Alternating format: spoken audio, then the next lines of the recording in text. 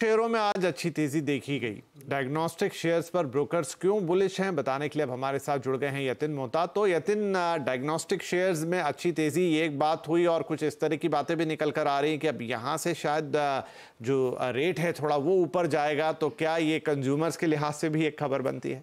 बिल्कुल। कोविड के पीरियड में हमने देखा था कि डायग्नोस्टिक स्टॉक्स ने बेहतरीन प्राइसिंग के साथ कारोबार किया। हालांकि कंपटीशन बढ़ने के कारण पिछले एक दो वित्त वर्षों में हमने मार्जिन कंप्रेशन और प्राइसिंग पे ज़्यादा प्रेशर दिखा।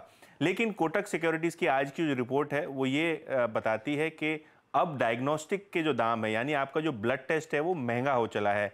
सीक्वेंशियल बेसिस पे हमने देखा है कि 5 से 12% तक की प्राइस हाइक विभिन्न कंपनियों ने लिस्टेड अनलिस्टेड स्पेस में लेना शुरू कर दी है। और इसीलिए आज कोटक सिक्योरिटीज़ ने एक डबल अपग्रेड डॉक्टर लाल पैथलैब में किया और मेट्रोपोलिस के शेयर का इन्होंने टारगेट बढ़ाया।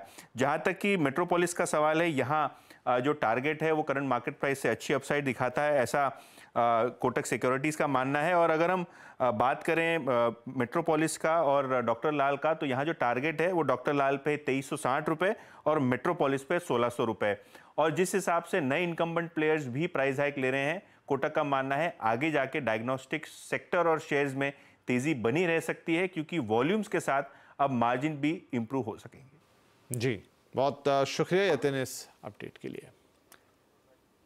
तो अब ये तो बात हो गई। देखिए, इसमें एक और इम्पॉर्टेंट चीज़ ये थी कि यहाँ पर जो कंज्यूमर है, ग्राहक है, उसकी भी जेब पे थोड़ा सा बाहर आता हुआ दिखाई देगा या इनफैक्ट आ रहा है।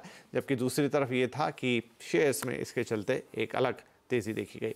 इधर निफ्टी रीबैलेंसिंग के लिए कल एडजस्टमेंट होगा। कौन से शेयर निफ्टी में शामिल होंगे और बाहर जाएंगे, और शेयर्स में किस तरह का इनफ्लो आउटफ्लो रहेगा, ये भी डिटेल्स हम यतिन से लेंगे। तो यतिन, ये सारे डिटेल्स भी आप हमें दर्शकों को बताएं। जी, तो कल जो है निफ्टी का रीबैलेंसिंग होने जा रहा है। आखिर के आधे घंटे में मार्च क्वार्टर का रीबैलेंसिंग होने वाला है। Nifty, Nifty bank, CPSE ETF और निफ्टी नेक्स्ट 50, इन तमाम इंडस्ट्रीज का आप रीबैलेंसिंग होता हुआ देखेंगे।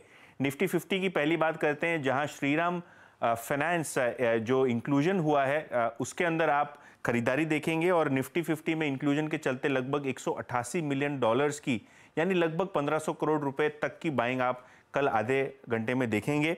यूपीएल जो है निफ्टी का एक्सक्लूजन कैंडिडेट है, तो यहाँ लगभग आप 800 करोड़ रुपए के आसपास की सेलिंग देखेंगे। निफ्टी बैंक में भी कोई बदलाव नहीं हुए, लेकिन वेट ऊपर नीचे होने के कारण एचडीएफसी बैंक और इंडसइंड बैंक में आपको खरीदारी दिखेगी। हालांकि एसबीआई और आईसीआईसीआई बैंक जो आज के सत्र में थोड़े बहुत प्रेशर में थे, वहां आप बिकवाली देखेंगे। दोनों ही आईसीआईसीआई बैंक और एसबीआई में लगभग 400 से 500 करोड़ रुपए तक की एवरेज सेलिंग आप देखेंगे। निफ्टी नेक्स्ट 50 में भी काफ़ी इंटरेस्टिंग बदलाव होने जा रहे हैं। इंक्लूजन कैंडिडेट में आप देखेंगे जियो फाइनेंशियल की एंट्री होगी। इसके अलावा power finance, Adani power, REC और आईआरएफसी जैसे सरकारी शेयर्स को भी निफ्टी नेक्स्ट 50 में इंक्लूड किया गया है, जिसके तहत आपको यहाँ खरीदारी आती हुई दिखाई पड़ेगी। एक्सक्लूजन में श्रीराम फाइनेंस, क्योंकि निफ्टी 50 में जा रहा है, निफ्टी नेक्स्ट 50 से इसका एक्सक्लूजन किया जाएगा। इसके अलावा PI industries, Muthoot finance, Procter and Gamble health और अदानी विल्मर जैसे काउंटर्स में आपको निफ्टी नेक्स्ट 50 से एक्सक्लूजन दिखाई देगा, जिसके कारण इन तमाम शेयरों में आपको बिकवाली हावी होती हुई कल के सत्र में दिखाई पड़ सकती है। जी, शुक्रिया यतिन इस अपडेट